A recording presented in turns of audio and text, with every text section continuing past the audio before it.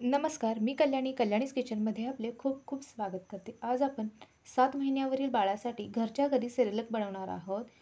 यामध्ये आपण कुठलेही प्रिझर्वेटिव्ह वापरणार नाही. त्यामुळे हे बाळासाठी अतिशय पौष्टिक आहे. यामुळे बाळाचे वजन नक्कीच वाढेल. बाजारातील सेरेलकमध्ये काही प्रिझर्वेटिव्ह वापरले जातात की ज्यामुळे बाळाला पोटाच्या तक्रारी होतात. काही बाळांना पचत नाही. अशा प्रकारे वेगवेगळ्या समस्या बाळांना होतात. तर आपण घरच्या घरी सेरेलक बनवणार आहोत की ज्यामुळे हे बाळासाठी अतिशय पौष्टिक आहे.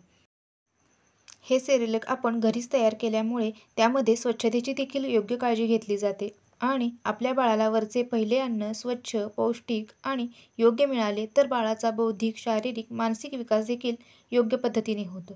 चला तर मग आपण लगेचच व्हिडिओला सुरुवात करूया. सेरेलक बनवण्यासाठी इथं मी मोठे 2 चमचे मूग डाळ घेतलेली आहे.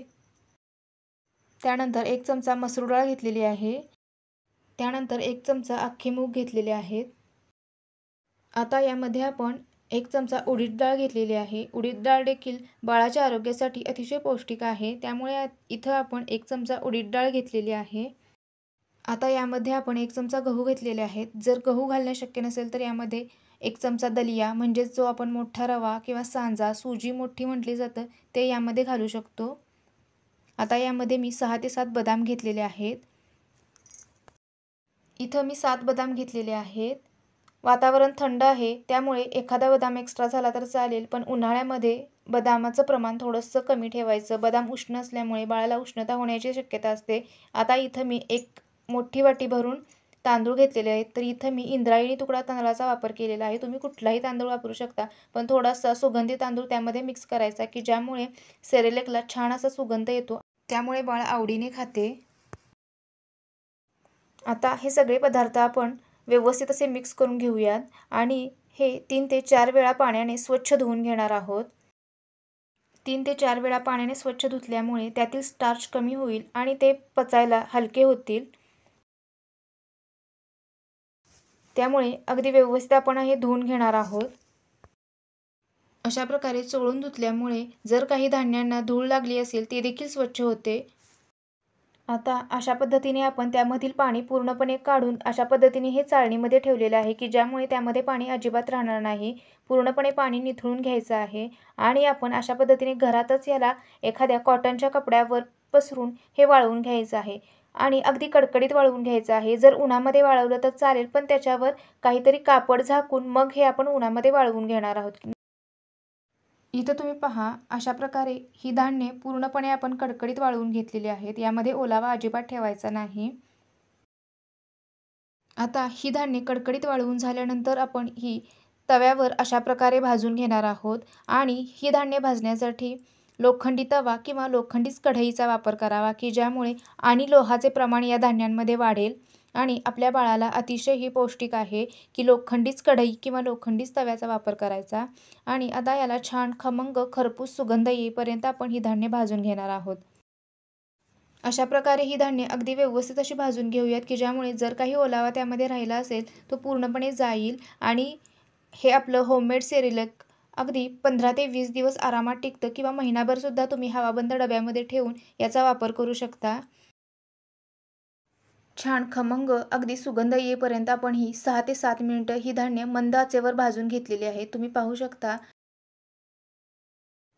तांदळाला छान असा हलका ब्राऊन रंग आला की मग लगेचच आपण गॅस बंद करून हे बाजूला काढून घेणार आहोत.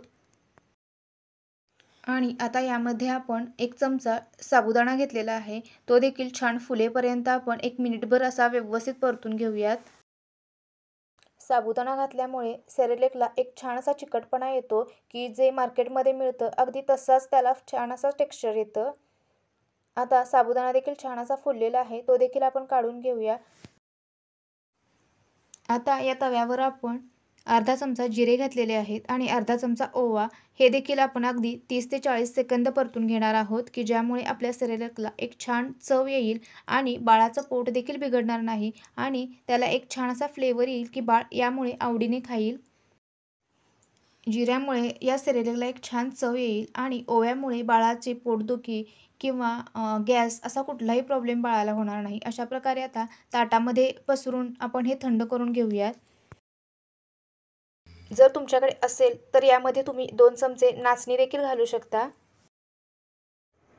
ही धान्याची भरड, पिठी किंवा सेरेलक जे आपण बनवणार आहोत ते अगदी 7 महिन्याच्या बाळापासून 2 वर्षापर्यंतच्या बाळांसाठी सुद्धा चालेल. पण बाळ जर 7 महिन्याच्या आतील म्हणजेच 5.5 ते 6.5 इतक्या महिन्यांचे असेल तर मात्र यातील इतर धान्ये वगळून फक्त तांदूळ आणि मूग डाळ वापरून ही पिठी बनवावी. आणि ही धान्ये आता थंड झाल्यानंतर आपण मिक्सरच्या भांड्यामध्ये याची छान अशी बारीक पावडर करून घेणार आहोत. जर बाळ 6 महिन्यापर्यंत किंवा म्हणजे 6 ते 7 महिन्यापर्यंत असेल तर अगदी फाईन पावडर करायची आणि 7 महिन्याच्या पुढे 1 वर्षापर्यंतचं जर बाळ असेल तर तुम्ही अगदी थोडंसं रवाळ हे टेक्स्चरचं ठेवलं तरी चालेल. मला अशा पद्धतीने रवाळ टेक्स्चरमध्ये करायचं आहे त्यामुळे मी केलेलं आहे. तुम्ही तुमच्या बाळाच्या वयानुसार याची पावडर कशी आणि कितपत बारीक करायची हे ठरवून तशा पद्धतीने हे मिक्सरमध्ये तुम्ही बारीक करून घेऊ शकता. अशा प्रकारे अतिशय पौष्टिक असे होममेड सेरेलेक किंवा धान्यांची पिठी तयार झाली आहे. हे आपल्या बाळाच्या वजन वाढीसाठी, बाळ छान गुटगुटीत बनवण्यासाठी अतिशय उपयुक्त आहे. आता आपण यामध्ये मीठ किंवा गूळ घालून किंवा एखादं फळ घालून याच्या वेगवेगळ्या पद्धतीने वेगवेगळ्या रेसिपीज बनवू शकतो. व्हिडिओ आवडला तर नक्की लाईक करा, शेअर करा आणि चॅनलवर जर नवीन असाल तर चॅनलला सबस्क्राईब करायला विसरू नका. परत भेटू नवीन एका रेसिपीसह. तोपर्यंत धन्यवाद.